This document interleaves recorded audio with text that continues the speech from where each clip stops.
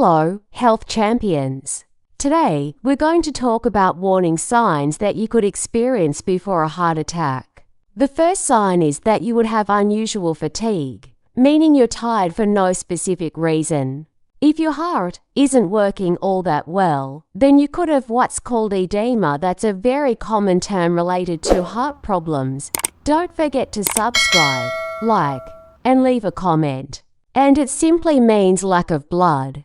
The blood, of course, carries the nutrients and the oxygen to all the cells in the body, including the heart and the heart muscle.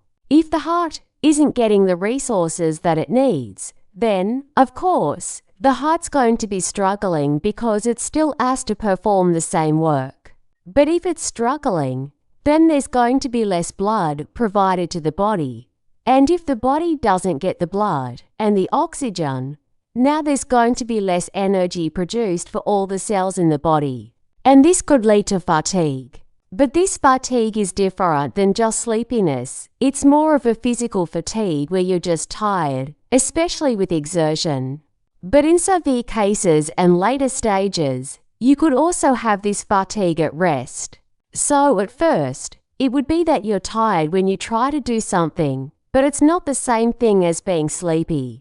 Also, this is general and persistent, so it's not just like one body part now, and then it's pretty much all the time, and it affects the whole body. Another thing that can happen is mild angina, which is chest pain, chest pressure, or chest discomfort. If you have edema, if there's not oxygen and resources delivered to the heart, and it's struggling, then you can also get this discomfort and this pressure. And, of course, both of these are now problems that can progress to a heart attack. These first few symptoms I'm marking in yellow because they are mild, and that means that they would probably happen a lot longer before a heart attack. That's key that we need to understand because a lot of times we hear people say something like, "He was healthy as a horse, he was doing just fine, and then he had a heart attack." And that's not true. He wasn't fine. If you have a heart attack, you are not healthy the day before the heart attack because that's a disease process that takes decades. And some of these signs are going to show up years and years before, whereas some of the more severe ones could be happening maybe just a week before. Sign number 3 is shortness of breath. So again, we have a lack of blood to the body. And if the body doesn't get oxygen, now it's going to be looking for more oxygen. So of course, you're going to be trying to breathe faster. But you're going to feel like you can't catch a breath. But there's one more thing that happens. If the heart is struggling, if it's not pumping and circulating that blood properly, now there's going to be a backlog. And that backlog is going to create an increase in pressure to the lungs in the pulmonary veins, the veins. The blood vessels that take the blood from the heart to the lungs. And if that is backing up, now there's going to be increased pressure in this vein. And we're going to have fluid seeping out. It's going to leak out into the lungs, into the tissues there. And the lungs, of course, have the purpose of absorbing oxygen and releasing carbon dioxide. And we need these little compartments, the alveoli of the lungs, to be humid, to be moist, but not wet. And by the way, if you spread out the total surface of these little alveoli, it's about the size of a tennis court, so it's a huge surface. But if we have leakage, now there's going to be less of a gas exchange, the surface area is going to be reduced. And we're not going to have the same capacity to absorb oxygen and get rid of carbon dioxide. And again, with these mild signs, they may only show up in the beginning during exertion, when you climb stairs or when you do a workout or something strenuous. But as this progresses, then these signs could show up even at rest. Sign number 4 is that you could be sweating even though you're at rest. You're not exerting yourself. You're not exercising, and yet you're sweating. And the reason is that when your heart has stress because it's not getting the resources, now we have a stress response because when the heart is stressed, that's a significant stress on the body. And we activate the sympathetic nervous system, and part of that sympathetic nervous system is increased sweating, just like during a fight or flight response. So if you have a bear chasing you, or if you're running, then it's normal for that sympathetic activation to happen, but it can also happen if the heart is stressed.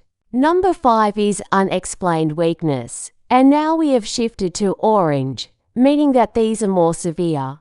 These are like moderate severity of signs and symptoms, and this is different than the general fatigue. This is more of a physical weakness, and this often can be more localized. So it's almost like your legs don't carry you or your arms won't perform the work. And it could also be a sudden onset. And if you get any of these signs more suddenly and more severely, then this could signal that a heart attack is on its way. Sign number 6 is nausea and vomiting. And why could that happen with heart stress? Well, it's due to the vagus nerve. Vagus means wanderer because that nerve is wandering all the way from the cranium. It's a cranial nerve and it goes all the way down into your belly. And it is the parasympathetic outflow, meaning the opposite of the fight-flight.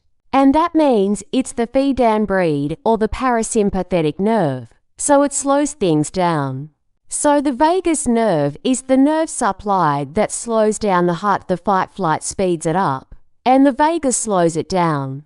But when it is slowing down, when we don't have a fight-flight response, that's also when we're trying to get resources to the gut to digest food. That's when we're getting the blood flow to the digestive tract. But if we have a lot of stress, extreme stress on the heart, for example, now we're firing off these nerves with very high signals, high frequencies, and there can be a little bit of an overflow on these nerves, so the signals get mixed up.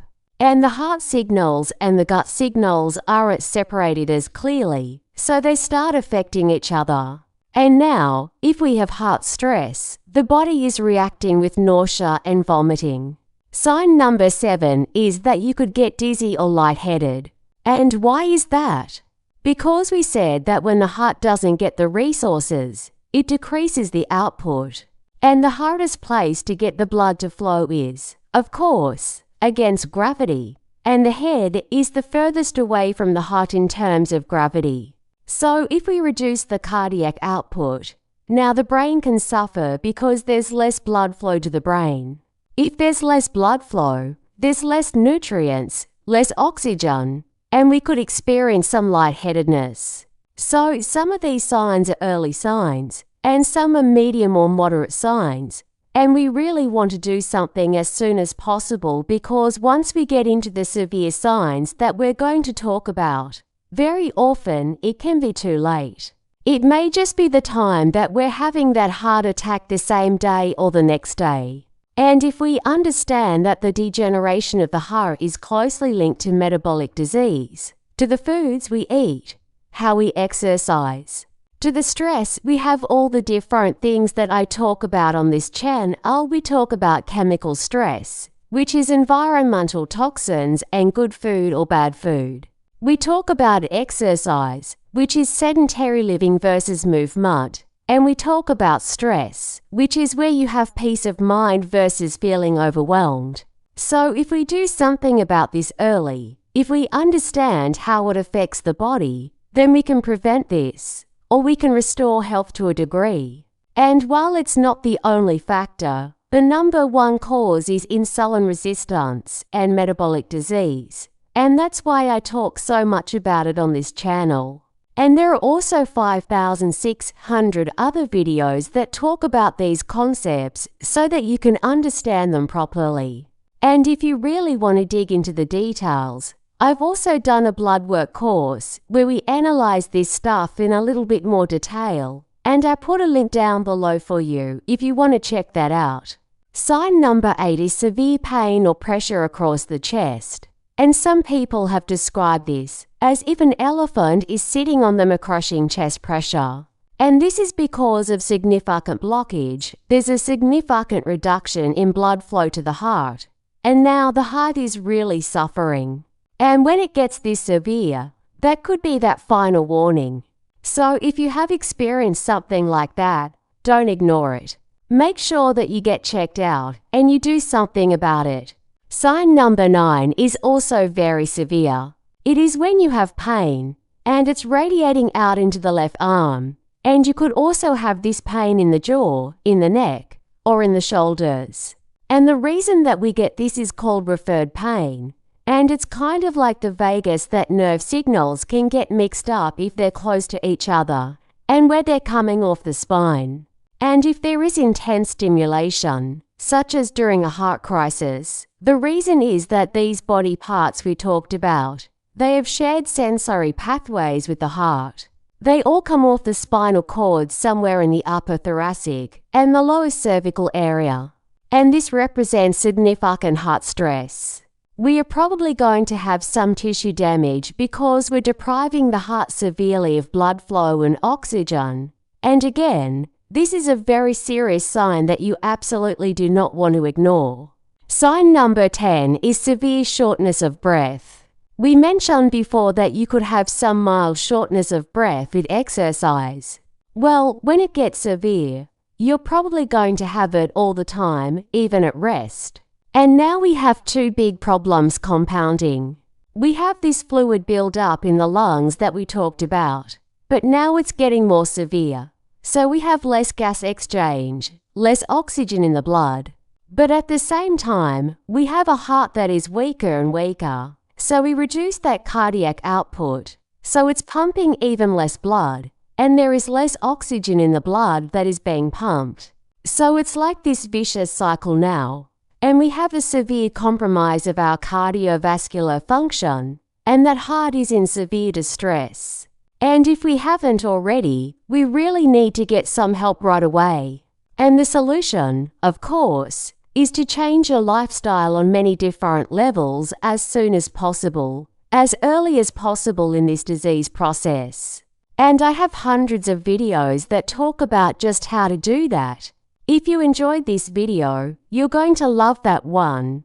And if you truly want to master health by understanding how the body really works, make sure you subscribe, hit that bell, and turn on all the notifications so you never miss a life-saving video. Don't forget to subscribe, like, and leave a comment.